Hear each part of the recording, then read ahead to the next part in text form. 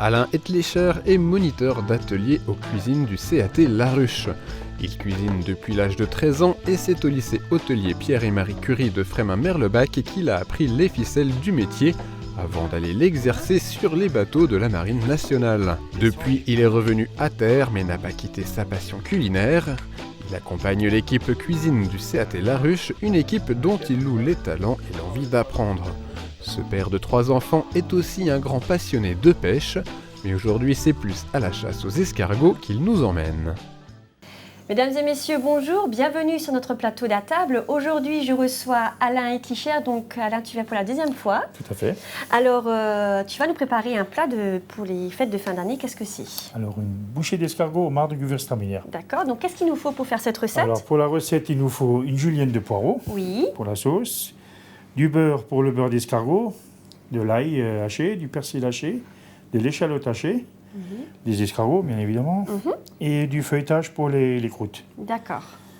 Et après, on enchaînera pour le riz pilaf, donc le riz, et pareil, avec un peu d'échalote et des herbes de Provence. D'accord. Donc, on va démarrer la recette dans un instant. Mais avant, je vous propose de découvrir l'abécédaire de la semaine.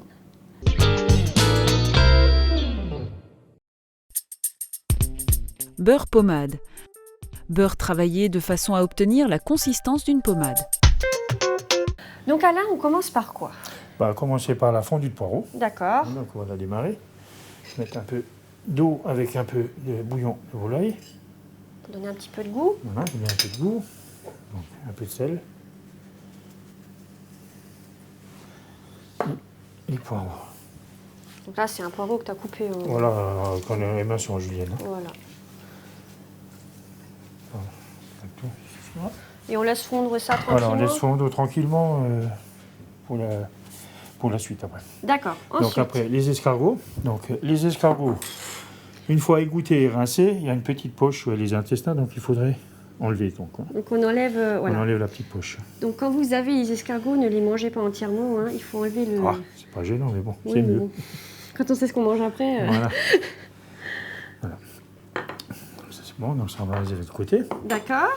Et maintenant on va attaquer le feuilleté. Donc tu vas faire un feuilletage un peu particulier. Voilà, donc on va donner une forme d'escargot. Donc, je suis curieuse de voir comment là, tu vas faire ça. il faut être un peu dessinateur, on va dire. Un peu artiste. Donc voilà, dessiner les antennes.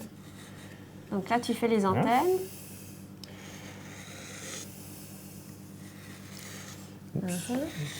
Ok, celui-là. Donc il faut dessiner l'escargot. Hein. Voilà, il faut dessiner le... On voit à peu près la forme.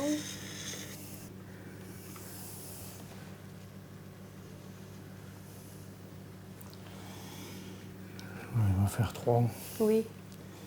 Donc c'est une recette en principe pour 4 personnes. D'accord. Après. Donc là, il faut qu'on fasse le bolo. Voilà, ventre, enfin, la petite croûte en fait. Ouais.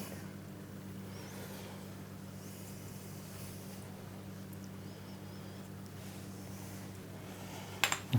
Après, on prend un œuf qui est battu pour la dorure. Oui. Donc on dore les escargots. Franchement, j'ai vu le produit final. Hein. Vous allez épater vos amis quand vous faites ça. Hein. Non, je pense pour Noël, il faut s'appliquer un peu, ça change un peu. Quoi. Ça change, ils voient le vent tout rond. Voilà. Bon, si maintenant ils ont du mal, on peut l'acheter en boulangerie, voilà, oui. on achète des croûtes terminées. Toutes finies.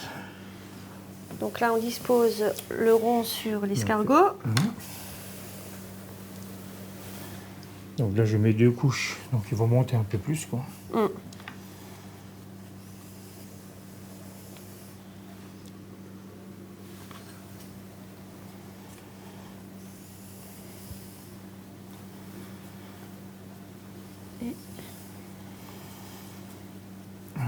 Donc avant d'enfourner, on met papier soufflé dessus.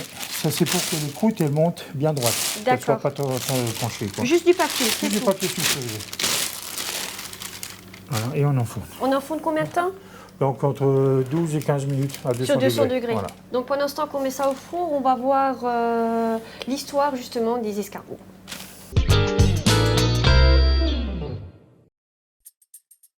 L'escargot aurait été dégusté par l'homme dès la préhistoire. On retrouve ensuite l'escargot dans l'alimentation des Romains, des Grecs, dès le IVe siècle avant Jésus-Christ. Apicius engraissait les escargots au lait pour les faire frire par la suite dans l'huile. En France, au Moyen-Âge, les escargots étaient stockés dans les couvents pour les ressortir lors des périodes de disette. L'élevage d'escargots à proprement parler a débuté au début du XXe siècle. Chez nous, 4 espèces sont ordinairement consommées sous le nom d'escargot. Le petit gris, présent dans les pays méditerranéens et la façade atlantique française. Le gros gris, présent en Afrique du Nord. Le véritable escargot de Bourgogne, traditionnellement préparé en coquille au beurre persillé. Et Helix lucorum, importé des Balkans ou de Turquie, souvent vendu à tort comme escargot de Bourgogne. Donc Alain, on en est où? Ben là, on va enchaîner sur le beurre d'escargot. Oui. Les bouchées sont au four. C'est au four. Le poivron est en train de cuire. Donc, prendre un beurre, 250 g de beurre ramolli. Une motte, quoi. Hein. Ouais. Ouais, une plaquette de beurre. Quoi. Ouais. Donc, on rajoute. Donc, c'est du beurre d'escargot fait maison. Hein. C'est lâché. Tout fini. Ah non, faut pas faire de l'ail. Et un peu d'échalote. Un peu de poivre blanc. Du sel. Et là, on mélange tout ça. On mélange tout ça. Donc l'important, c'est que le beurre soit bien ramolli. Hein, voilà. Sinon, on a du mal. Bon, sinon, on prend un robot. Quoi. Ça marche très bien, un robot. Ah oui, tiens, c'est vrai. Voilà. Une fois fini, oui. Donc, on va les réserver. D'accord. Pour après, une fois que le fondu de poivre est fini, pour monter la sauce à la fin avec la crème et les escargots. D'accord. Ensuite, on fait quoi? Donc là, on va démarrer le riz pilaf. Oui. Donc, c'est bon. 3 bonnes cuillères à soupe. Hein. On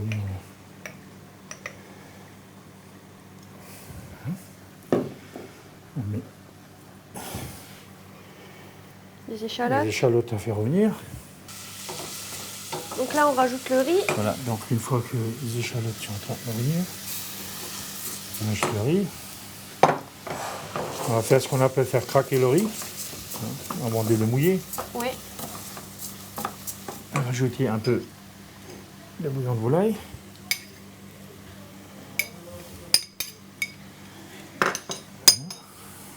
Le sel.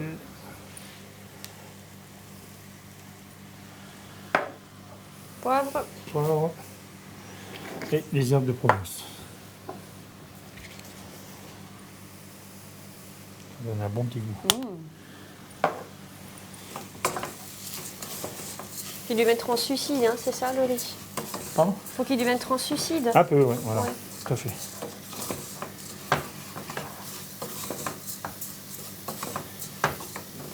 Je fais souvent comme ça en cocotte en fait.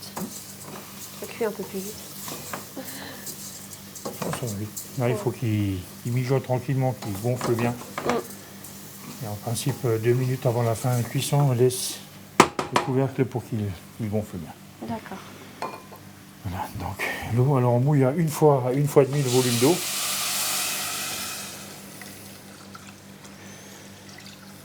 Ça sent bon les herbes là. Et on laisse mijoter tout ça. Très bien. Donc là, les poireaux. Donc ils sont fondus, on va rajouter la crème fraîche. Donc c'est à peu près un demi-litre. Hein. Oui, bon là je vais peut-être pas tout mettre parce que je fais un peu moins que prévu. Ça c'est pour 4-5 personnes. Et là on va laisser réduire un peu, ça épaississe. Et donc après, une fois que c'est épaissi, en dehors du feu, on rajoutera les escargots poêlés, sautés et flambés au marc de russe. Ouais. Je sors les vol au vent, enfin les escargots ça, là. c'est bon. Hop. Ils sont beaux, hein. Entre-temps, on a enlevé la feuille au-dessus, parce qu'une fois qu'ils sont montés... Ouh!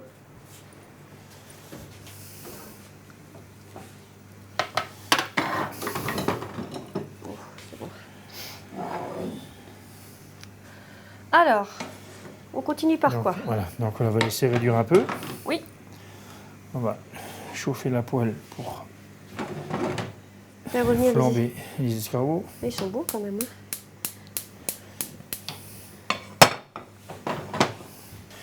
Donc le riz il va être cuit, donc on l'éteint, on laisse gonfler 5 minutes.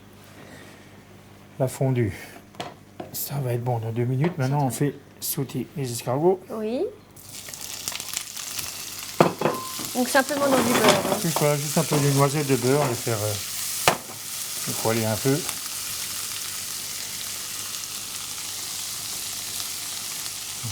Ça, c'est bon aussi. Ouais, en haut. Voilà.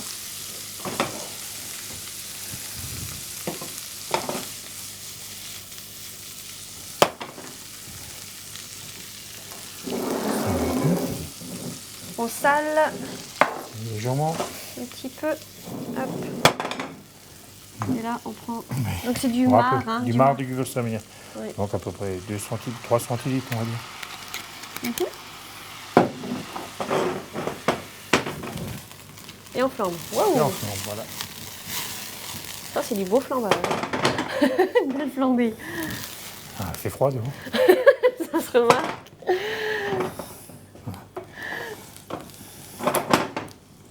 On est prêt? Ça va être bon dans 2 minutes. D'accord, on va voir avec Franck le vin qu'il nous propose pour accompagner ce bon plat. Bonjour à tous, aujourd'hui je vous emmène au domaine du Régential, grand vigneron qui se situe sur le village de Rully, bien sûr en Côte-Chalonnaise. J'ai sélectionné pour vous son Bourgogne aligoté au millésime 2008, bien sûr au cépage 100% aligoté, sur une superficie simplement de 60 arts. Ces vignes sont âgées de 20 ans et cette mise en bouteille qui dure 16 mois après la récolte en respectant bien sûr le cycle de la vigne. La robe se présente d'un jaune pâle au reflet vert et argenté sur le bord du verre. Le vin est limpide et bien sûr brillant et présente une glycérine bien concentrée.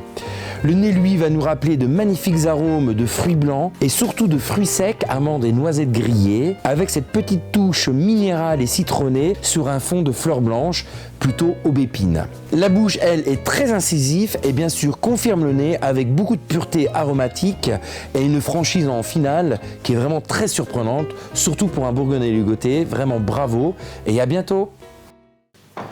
Merci Franck. Donc un Bourgogne aligoté. On va goûter ça tout à l'heure. Alors dis-moi, donc là, on en est où? on va monter la sauce avec le beurre d'escargot. Donc le beurre qu'on a préparé tout à l'heure. Voilà. Donc pour le régime, hein, on verra ça après les fêtes. Ça, après les fêtes, parce que là c'est mal barré. Beurre, la crème, mais c'est pas grave, c'est trop bon. À Noël, on a le droit de faire des excès. Exactement, c'est fait pour. Hein.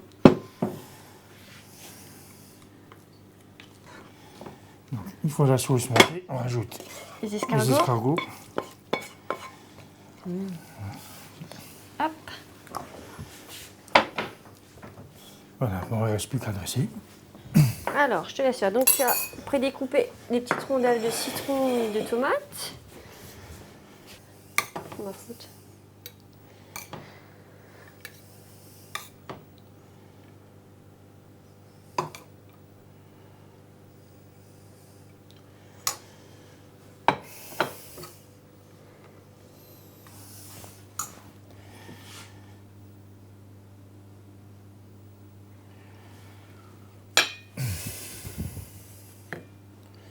Un petit escargot. Tu veux une louche, une cuillère peut-être? Tiens. Oh pardon. Pardon.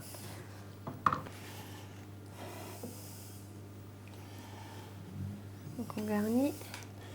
On garnit les escargots.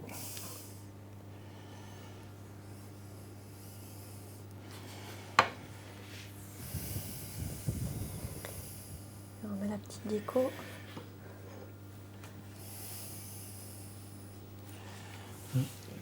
Persil qui va avec. Super. Donc je te propose de finir notre assiette, de passer à table et pendant ce temps, vous allez découvrir la récap de cette recette.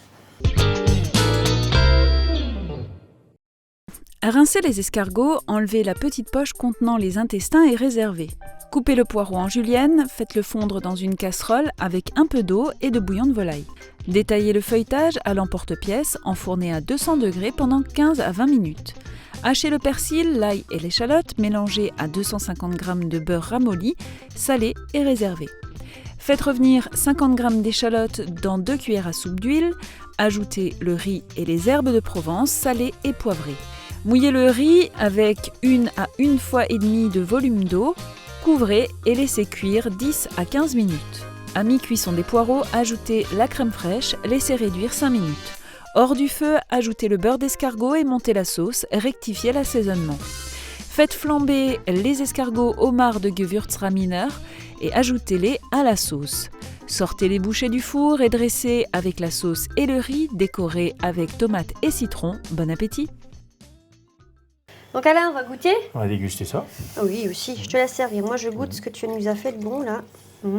Donc là, ça, tu me disais, c'est un plat principal, hein, vu la dose. Oui, c'est un plat principal, vu la quantité. La grosseur des... Mais on peut faire en entrée, donc il faut les faire un peu plus petites. C'est tout.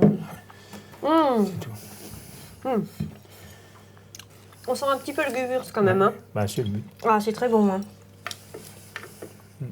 Alain, super. Tu reviens quand tu veux, hein. Tu le sais. Non, pas de problème. Je te remercie d'être venu. Moi. Sur ce, à bientôt, à table et bon appétit. Au revoir. Au revoir. Envie de la refaire? Retrouvez nos recettes sur www.mosaïque.tv. Envie de mettre la main à la pâte? Contactez la rédaction d'Atable et inscrivez-vous pour venir concocter vos meilleurs plats sur notre plateau. Faites passer à vos amis et à bientôt!